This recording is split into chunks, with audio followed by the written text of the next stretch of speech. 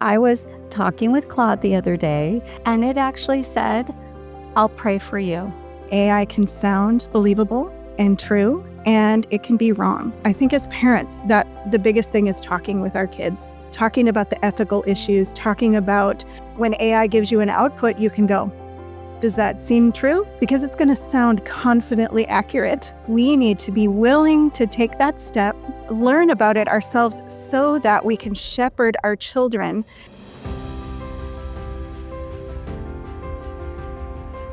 Welcome to CHEA's California Homeschool podcast, where we equip and encourage families on their private homeschool journey.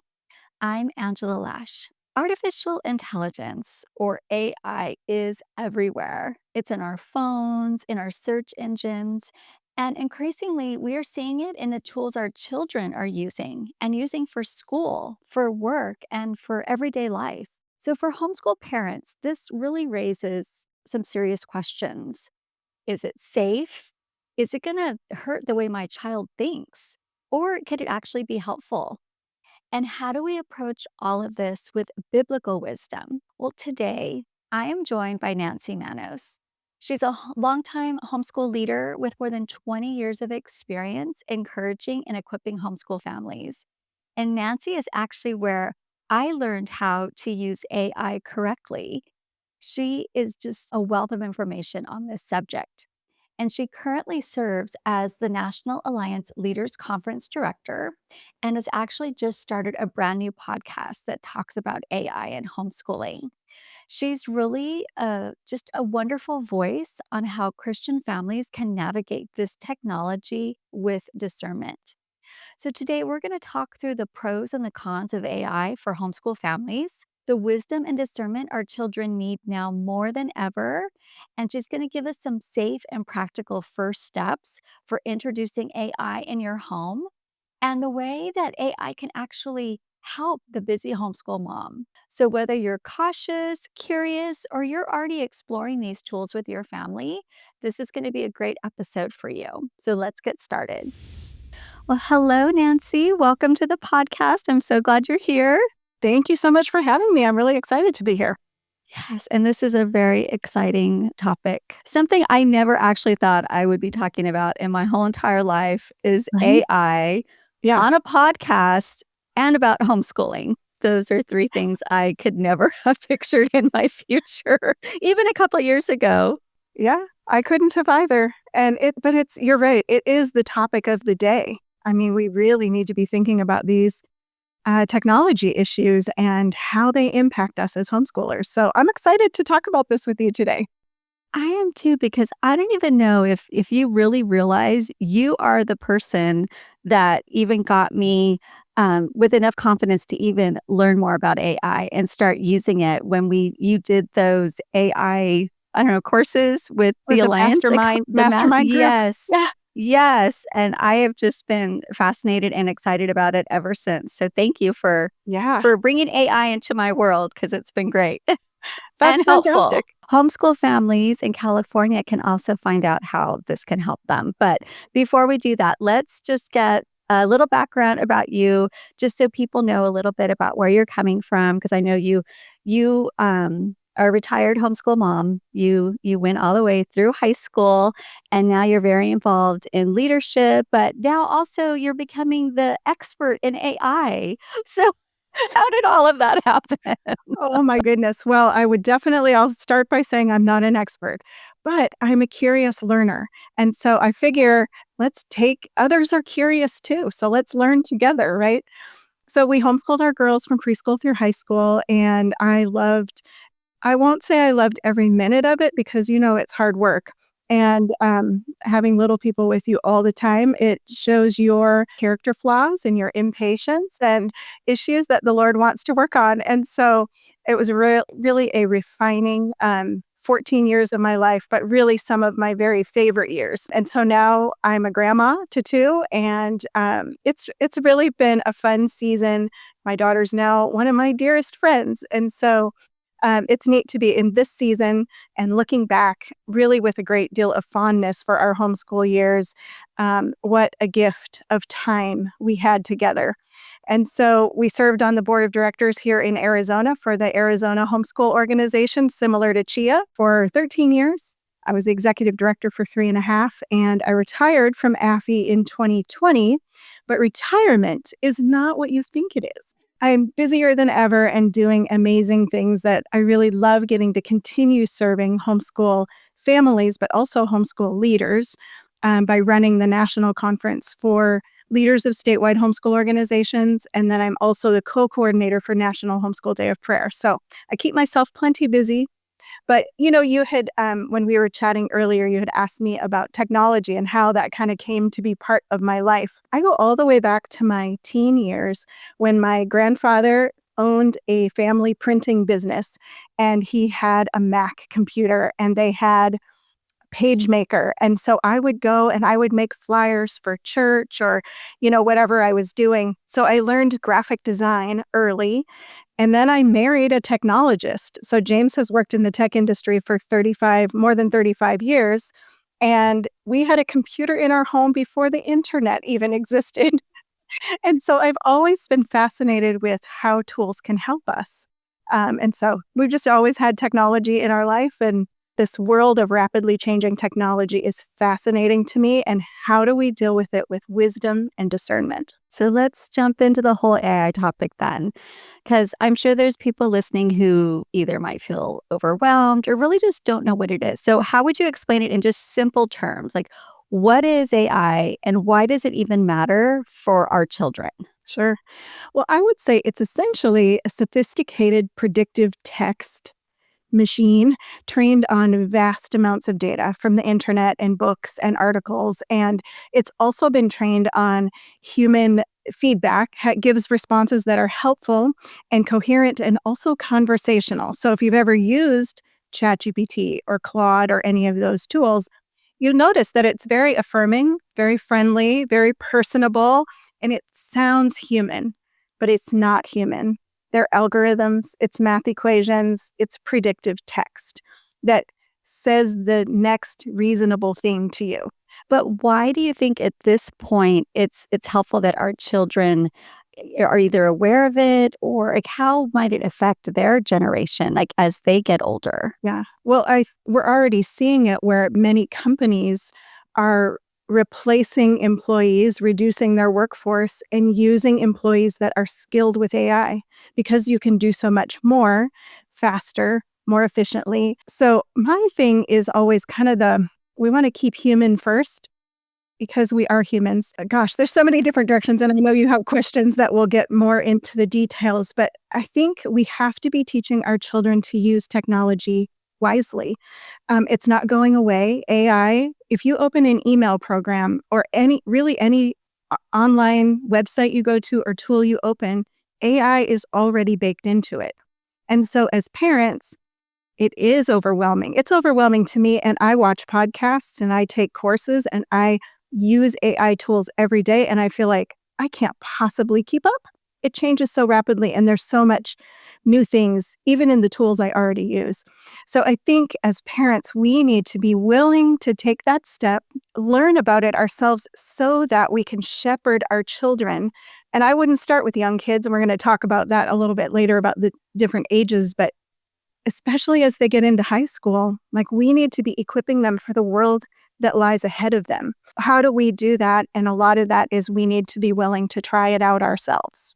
So then how could a homeschool family responsibly begin using AI, or what would that even look like for a family who's homeschooling? Yeah.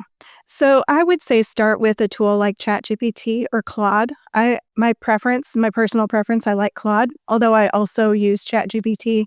You can get a free account to either of them. There's a bunch of other tools.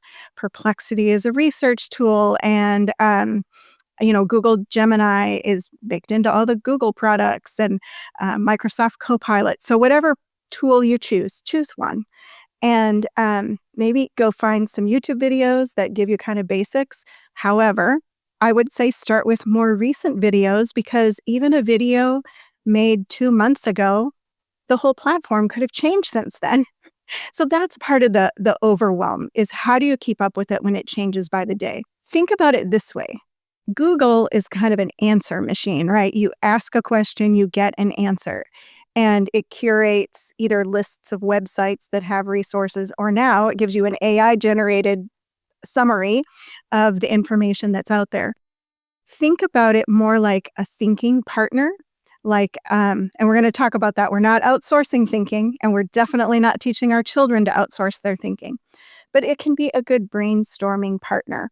So it's so much more than, ask whatever question, how far away is the sun from the moon or whatever.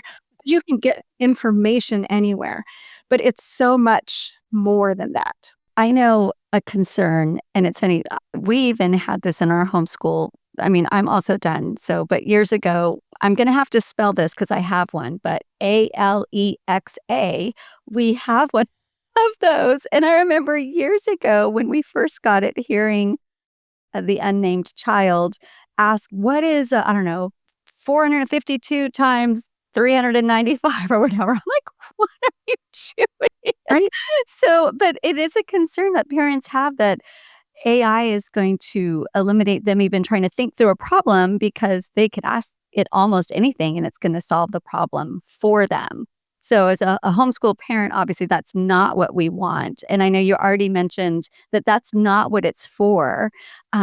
But for somebody who doesn't know anything about it, like, how do you explain the difference to them? So it is interesting because it really could be a shortcut, especially kids. Our human nature is to take the path of least resistance, right?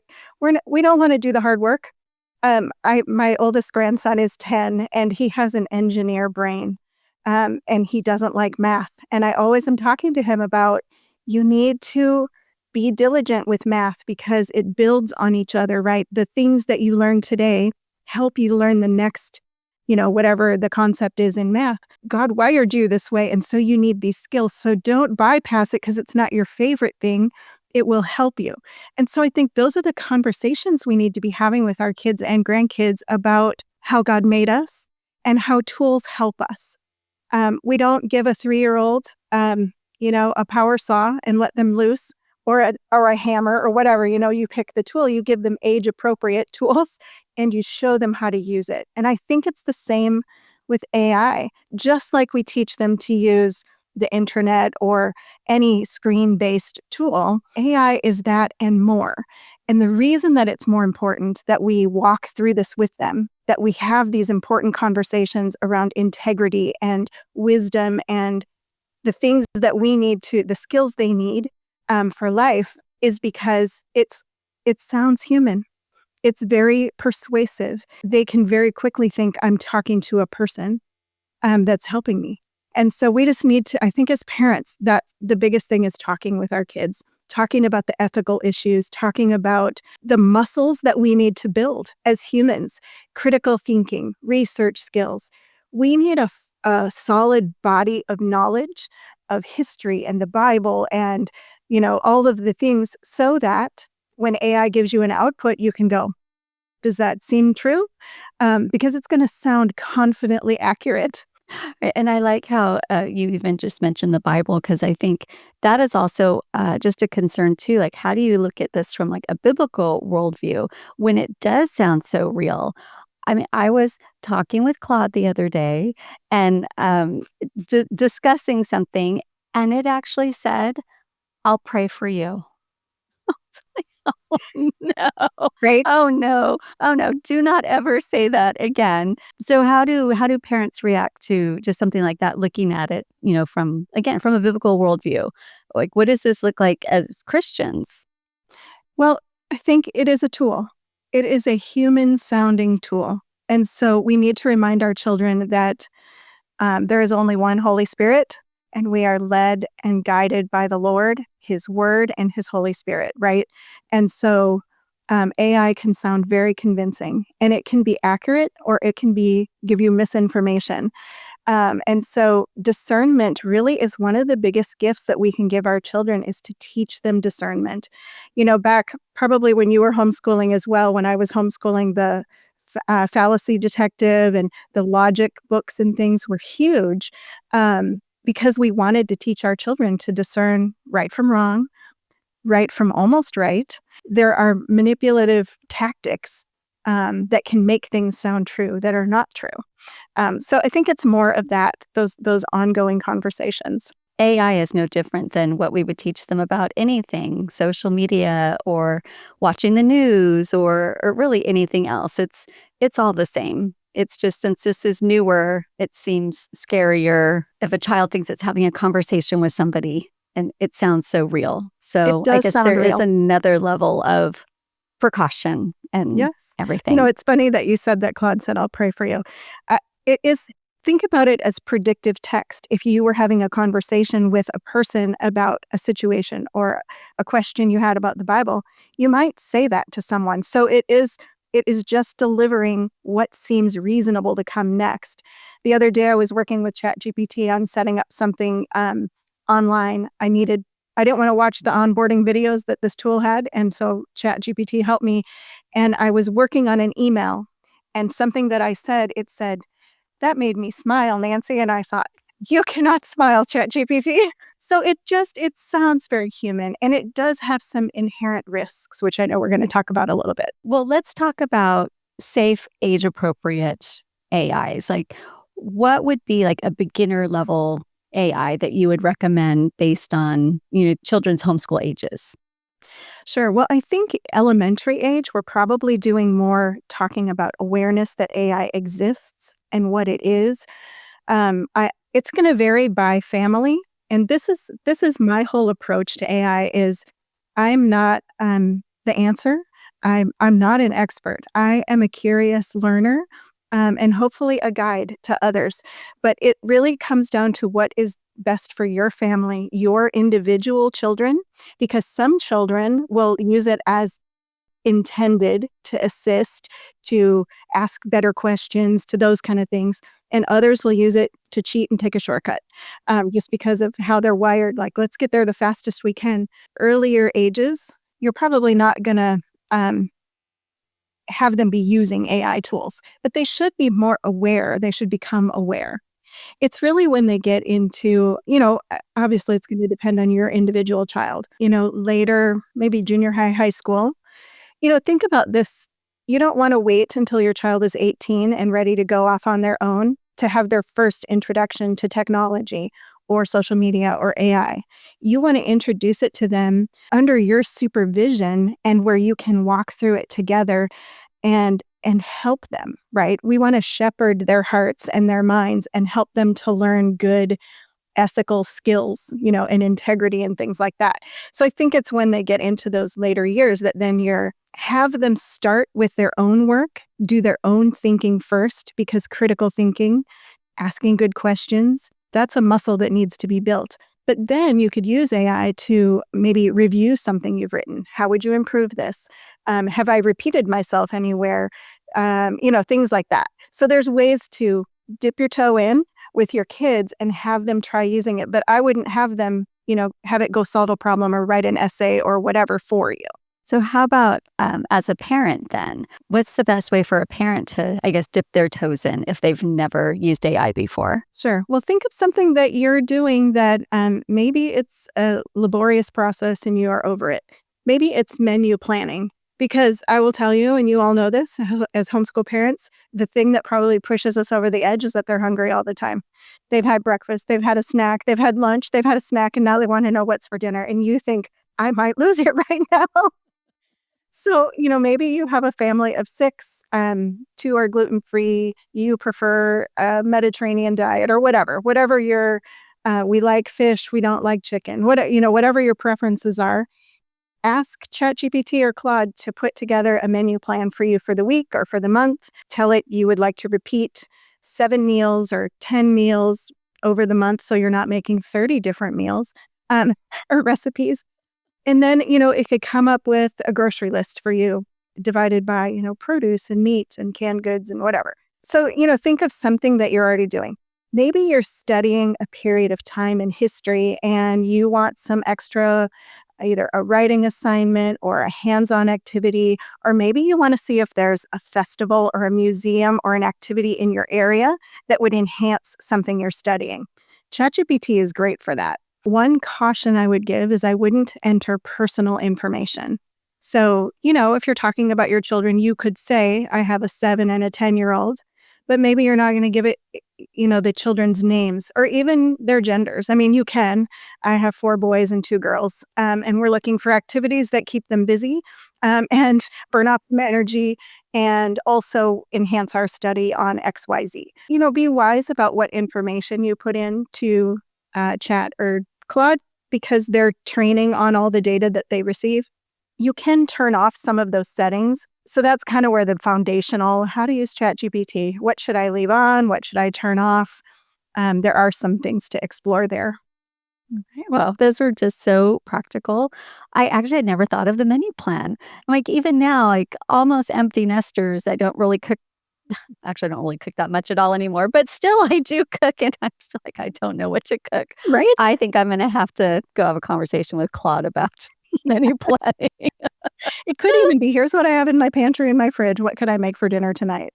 Or Oh, if you're yeah. a sourdough person, I have a lot of discard. What could I make with it today? I'd like something sweet. Wow, those are so great and so practical. I love that. All right. So, what is your hope for this next generation of homeschool children with this brand new tool of AI? Well, I think we need to realize that as homeschoolers, we have a unique advantage. Our kids are with us all day long. We have the gift of time.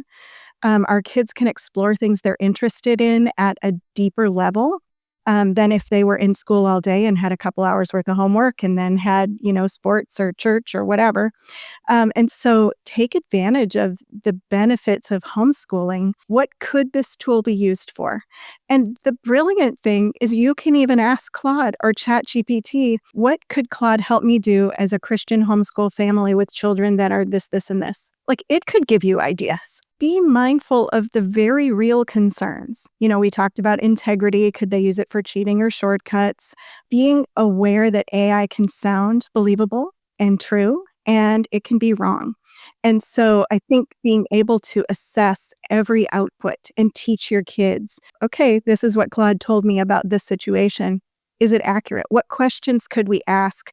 Where's the sources that it came from? How might we research this further? Where might we check outside of AI to verify its validity and that kind of thing?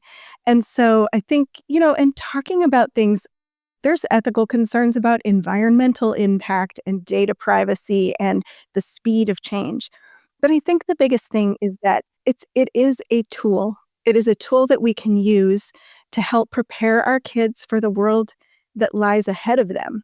And we can't really stick our head in the sand and pretend that this isn't the world we live in. But we can take the bull by the horns without fear, maybe skeptical, but don't avoid it. So it's not the tool itself, it's how the tool is used. And you, as a homeschooling parent, have an amazing opportunity to walk your children through this adventure of learning, this whole new, like it feels like a whole new horizon of possibility. And there's so much unknown about it. What happens with what I put in there and, what are the risks? So I think just asking good questions is probably the key takeaway. And then being reminded that you are shepherding your children. That was great. Thank you so much. Just all the information. Again, it was practical, but just so needed. And I think it's going to help a lot of people that listen. Oh, I So hope if so. people want to connect with you or listen to your podcast, how can they find you?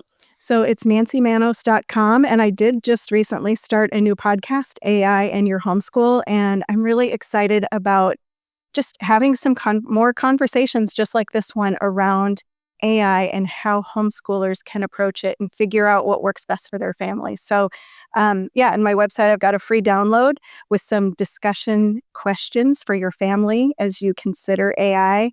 But I'm also on social media, and I think you'll have those links and things. So, Well, all right. Well, thank you so much. This was fun, and I can't wait for people to hear it. So thank you, Nancy. What a great conversation. Nancy, thank you so much for bringing such practical wisdom and biblical grounding to a topic that can feel overwhelming for so many of us. So, parents, I hope that you're walking away encouraged that you don't have to fear the future and you don't have to fear AI because you get to lead your children through it with wisdom and discernment, and the Word of God is your foundation. So, if you enjoyed this and you want to learn more about Nancy and her work, you can visit her website, nancymanos.com. And if today's episode encouraged you, would you please do a couple things for us? First, subscribe to the California Homeschool Podcast wherever you listen so you will never miss an episode. And second, leave us a review because this will help more California families find this show. And third, just share this episode with a homeschool parent who needs the encouragement today. One simple share can be the very thing that strengthens another family's homeschool journey. So if you want more resources, encouragement, and support on your private homeschool journey, then please visit our website, CHEAofCA.org. You'll find everything from how to get started to learning more about CHEA membership benefits, special needs consultant, and really just so much that is going to help you walk this road. Because remember, God doesn't call the equipped, He equips the called. So you are not walking this journey alone. CHEA is here to help you. So until next time, keep leading your family with faith and love. God bless you.